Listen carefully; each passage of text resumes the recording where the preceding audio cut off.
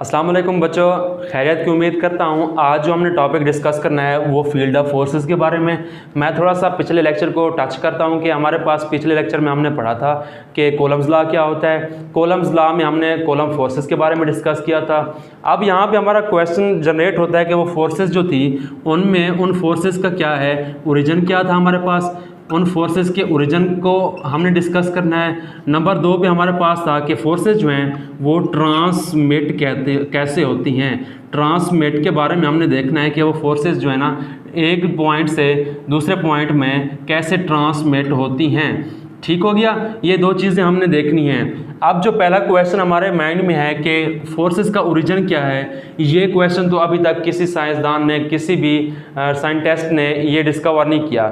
इसीलिए हम इन फोर्सेस को क्या कहते हैं, ये क्या है, बेसिक नेचुरल फोर्सेस हैं हमारे पास।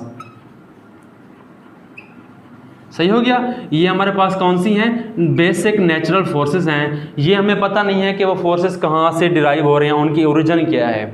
अब दूसरा क्वेश्चन जो हमारे पास है कि फोर्सेस ट्रांसमिट कैसे होती हैं। अगर हम पढ़ रहे हैं कॉलम्स लॉ के बारे में तो उनमें से हमने देखना है कि फोर्सेस जो है ना एक चार्ज से दूसरे चार्ज में कैसे जा रही हैं। दूसरे हमारे पास जो है ना ग्रेविटेशनल लॉ है, उसमें हमने देखना है कि एक मैस से दूसरे मैस में फोर्सेस कैसे ट्रांसमिट हो रही हैं। ये 2 केसेस को हमने देखना है। अब दरअसल हमने क्या पढ़ना है, फोर्सेस की ट्रांसमिशन को पढ़ना है। इस कंसेप्ट को सुलझाने के लिए हमारे पास माइकल फैराडे साहब है हमारे फिज़िक्स की दुनिया में। उन्होंने क्या किया, माइकल फैराडे साहब ने कंसेप्ट दिया किस चीज़ का, इलेक्ट्रिक फील्ड का। इलेक्ट्रिक फील्ड का कंसेप्ट दिया माइकल फैराडे ने। उसने कहा कि जो चार्जेस हैं, जितने भी चार्जेस पाए जाते हैं उनके गिर्द क्या होती है, कोई ना कोई स्पेसिफिक स्पेस होती है जिस पर वो उस स्पेस को इस्तेमाल करते हुए दूसरे चार्ज पर फोर्सेस लगाते हैं। अब हमने उसको देखना है कि उसने क्या कहा कि हमारे पास क्या होती है, फील्ड जनरेट होती है। फील्ड जनरेट कैसे होती है, दरअसल कोई भी चार्ज हमारे पास है उसके गिर्द क्या है, कोई ना कोई स्पेस होती है। उस स्पेस को इस्तेमाल करते हुए क्या करता है, वो दूसरे किसी चार्ज पर कोई ना कोई फोर्स अप्लाई करता है। इस कंसेप्ट को उसने क्या कहा, इलेक्ट्रिक फील्ड का कंसेप्ट दिया। अब मैं आपको एक कॉमन एग्जांपल देता हूं कि हमारे पास जो है ना न्यूक्लियस है ना, न्यूक्लियस क्या होता है, इसके गिर्द क्या होते हैं, शेल्स होते हैं। अगर इन शेल्स लेवल में, सब शेल्स में हमारे पास क्या पड़ा हुआ है, कोई ना कोई इलेक्ट्रॉन पड़ा हुआ है। अब हमने इनकी अट्रैक्शन को चेक करना है। अगर ये इलेक्ट्रॉन होगा पहले शेल में तो न्यूक्लियस की अट्रैक्शन ज़्यादा होगी, जो ही ये दूर होता जाएगा तो न्यूक्लियस की अट्रैक्शन कम होती जाएगी। दरअसल ये क्या है, ये एटम के क्या है, उसका एक फील्ड है जिस पर वो क्या कर रहा है, किसी भी इलेक्ट्रॉन पर फोर्स एक्सर्ट कर रहा है। इसी तरह हमने देखना ये है कि एक और एग्जांपल आपको देता हूँ। हमने किसी भी चीज़ का क्या करनी है, फील्ड मेजर करनी है, तो हम क्या करते हैं, हमें 2 चीज़ें ज़रूरत होनी चाहिए। एक तो हमारे पास क्या होना चाहिए, पहला हमारे पास फील्ड होनी चाहिए, दूसरी हमारे पास क्या होनी चाहिए, कोई भी चार्जेस हों उनका इंटरेक्शन होना चाहिए। अगर ये 2 चीज़ें हमारे पास होंगी तो हम क्या करेंगे, फील्ड जो है ना उसकी स्ट्रेंथ को फाइंड आउट कर सकेंगे। अब देखिए मैं आपको एग्जांपल देता हूँ। हमने क्या किया, कोई भी टेस्ट पॉजिटिव चार्ज लिया, कोई भी टेस्ट पॉजिटिव चार्ज लिया जिसे हम Q0 इस्तेमाल करते हैं, टेस्ट पॉजिटिव चार्ज है। हमने क्या करना है, कोई भी चार्ज है उसकी फील्ड को, उसकी स्ट्रेंथ को मेजर करना है। और इसके लिए हम क्या करते हैं, कोई भी फील्ड लेते हैं और यहाँ पे जो है ना कंसीडर करना है, यहाँ पे ये वाला चार्ज पड़ा हुआ है। ये जो फोर्स इस चार्ज पर एक्सर्ट करेगा, टेस्ट पॉजिटिव चार्ज पर, ये हमें बताएगा कि इसकी कितनी स्ट्रेंथ है। सही हो गया। अब ये जो मैं डॉटेड लाइन यूज़ कर रहा हूँ ये फील्ड को मेंशन कर रही है। ये हमारे पास क्या है, कोई ना कोई फील्ड है। ठीक हो गया, ये हमारे पास टेस्ट पॉजिटिव चार्ज है और ये हमारे पास चार्ज है जिसकी हम स्ट्रेंथ फाइंड आउट कर रहे हैं इस चार्ज पर कि इस पर कितना फोर्स ये एक्सर्ट कर रहा है। जो ही ये दूर चलता जाएगा तो इसकी फोर्स क्या होती जाएगी, डिक्रीज़ होती जाएगी, जैसे इस केस में हमने पढ़ा था। अब मैं आपको एग्जांपल दूं, हमारे पास जो है ना, हमने क्या करना है, लायन की जो है ना स्ट्रेंथ को फाइंड आउट करना है। शेर हमारे पास है, हम उसके लिए क्या करते हैं, एक स्पेसिफिक क्या करते हैं, फील्ड जनरेट करते हैं। कोई पिंजरा बनाते हैं, उसमें शेर को रखते हैं, उसमें क्या करते हैं, अगर हम उसमें इंटर हों तो हमें पता लग जाएगा उसकी क्या स्ट्रेंथ है। क्यों? क्योंकि हमने एक फील्ड जनरेट किया है, उसके अंदर हम उसकी स्ट्रेंथ मेजर कर सकते हैं, अदरवाइज हम बाहर खड़े होकर उसकी स्ट्रेंथ को मेजर नहीं कर सकते। ठीक हो गया। ये हमारे पास कौन सा है? फील्ड फोर्सेस को यूज़ करते हुए हमने क्या की? चार्जेस की स्ट्रेंथ को मेजर की। सही हो गया।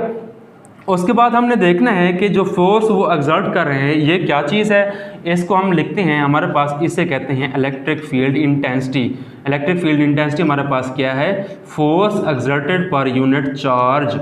ये हमारे पास क्या है? इलेक्ट्रिक फील्ड इंटेंसिटी का फार्मूला है। और इससे डेफिनेशन जाहिर हो रही है कि किसी भी टेस्ट पॉजिटिव चार्ज पर जो फोर्स एक्सर्ट होती है वो हमारे पास क्या होती है? इलेक्ट्रिक फील्ड इंटेंसिटी होती है। इलेक्ट्रिक फील्ड इंटेंसिटी के बाद हमने इसका फार्मूला देखना है। फार्मूले में देखें कि ये न्यूटन है, फोर्स का यूनिट क्या है? न्यूटन है, और चार्ज का क्या होता है? कूलम होता है। अब इसका फार्मूला बन गया हमारे पास कौन सा? न्यूटन पर कूलम। सही हो गया। अब ये इलेक्ट्रिक फील्ड इंटेंसिटी हमारे पास क्या होती है? एक वेक्टर क्वांटिटी है। ये क्या है हमारे पास? इलेक्ट्रिक फील्ड इंटेंसिटी जो है हमारे पास एक वेक्टर क्वांटिटी है। सही। इसके बाद हमने देखना है कि जो हम टेस्ट पॉजिटिव चार्ज यूज़ कर रहे हैं ये कैसा होना चाहिए। ये जो टेस्ट पॉजिटिव चार्ज होना चाहिए हमारे पास बहुत छोटा होना चाहिए। क्यों? क्योंकि इसकी अपनी एक फील्ड ना जनरेट हो जाए, ये उस फील्ड को डिस्टर्ब ना करने लग जाए। अगर ये टेस्ट पॉजिटिव चार्ज थोड़ा सा बड़ा होगा तो ये अपनी अलहदा फील्ड बना लेगा और दूसरे वाले की फील्ड हम मेजर नहीं कर सकते। तो इस केस में हमारे पास जो है ना टेस्ट पॉजिटिव चार्ज क्या हो? वेरी स्मॉल हो, छोटा होना चाहिए। तो नेक्स्ट हमारे पास जो है ना हमने ये देखना है कि जो फोर्सेस टेस्ट इंटेंसिटी हमारे पास है इस इंटेंसिटी को हमने कूलम्ब्स लॉ के केस में डिस्कस करना है कि कूलम्ब्स लॉ के केस में इसको हम कैसे मेजर कर सकते हैं। देखिए हमारे पास कूलम्ब्स लॉ का फार्मूला था हमारे पास F is equal to 1/4 pi epsilon naught Q1 Q2 over R square. सही हो गया। यहाँ पे हमने क्या लिए?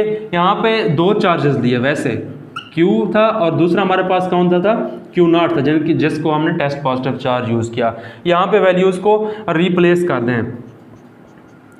1/4 पाई एप्सिलॉन नॉट Q हमारे पास पहला है और दूसरा कौन सा है? Q0 है, ओवर R स्क्वायर। ये हमारे पास पहले ही फोर्स आ गई। हमने फाइंड आउट करना है इलेक्ट्रिक फील्ड इंटेंसिटी, जिसे हमने लिखा था F/Q0। अब यहाँ पे F की वैल्यू पुट आउट कर दें।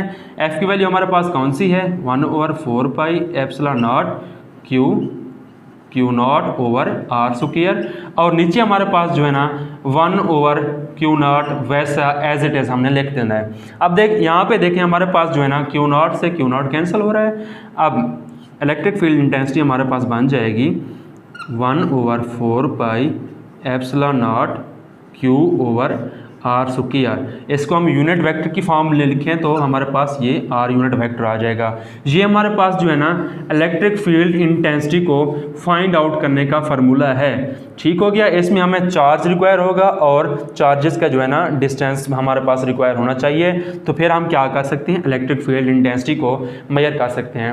इलेक्ट्रिक फील्ड इंटेंसिटी मैंने बताया क्या होती है। हमारे पास जो स्ट्रेंथ होती है, जो फोर्स होती है किसी यूनिट पॉजिटिव चार्ज पर लगती है उसे कहते हैं इलेक्ट्रिक फील्ड इंटेंसिटी। उसका हमने यूनिट चेक किया है, ऐसा यूनिट। उसके बाद हमने देखा ये वेक्टर क्वांटिटी है। उससे पहले हमने फील्ड के बारे में डिस्कस किया। फील्ड को किसने कंसेप्ट दिया? हमारे पास माइकल फैराडे ने फील्ड का कंसेप्ट दिया। तो यहाँ तक हमारा जो टॉपिक है वो कौन सा टॉपिक? फील्ड ऑफ फोर्स वाला यहाँ तक क्लियर हुआ। तो अल्लाह हाफिज़, इंशाअल्लाह मिलते हैं नेक्स्ट वीडियो में।